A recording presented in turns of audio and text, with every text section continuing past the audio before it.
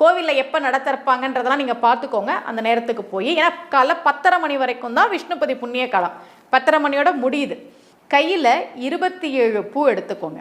எந்த பூவாக வேணால் இருக்கலாம், ரோஜா பூவாக இருக்கலாம், மல்லிகை பூவாக இருக்கலாம், எதா வேணால் இருக்கலாம். 27 பூ கையில் எடுத்துக்கோங்க. அந்த கொடிமரம் இருக்கும், எப்படியும் கருவறைக்கு முன்னாடி கொடிமரம்லாம் இருக்கும் இல்லையா, அந்த கொடிமரத்திட்ட நின்று முதல்ல பெருமாளை கும்பிடுங்க. பெருமாளை கும்பிட்டுட்டு அந்த கொடிமரத்தோடு சேர்த்து கருவறை பிரகாரத்தை சுற்றி வளம் வாங்க. வளம் வந்த உடனே முதல் சுற்று முடிஞ்சிருச்சு. அப்போ ஒரு பூவை எடுத்து அந்த கொடிமரத்துக்கிட்ட வச்சுடுங்க. அடுத்து 2வது சுற்று, அடுத்து 3வது சுற்று. ஒவ்வொரு சுற்று முடியும் போதும் கையில் இருக்க பூவை எடுத்து வைங்க. அது ஏன் பூ வச்சுக்க சொன்னாங்கன்னா, பெரியவர்கள் எத்தனை சுற்றணும்னு நமக்கே மறந்துடும். அதனால தான் குழப்பமே வேணாம், கையில் 27 பூவை வச்சுக்கோ. ஒவ்வொரு சுற்று முடியும் போதும் கொடிமரத்துக்கிட்ட ஒரு பூவை வை.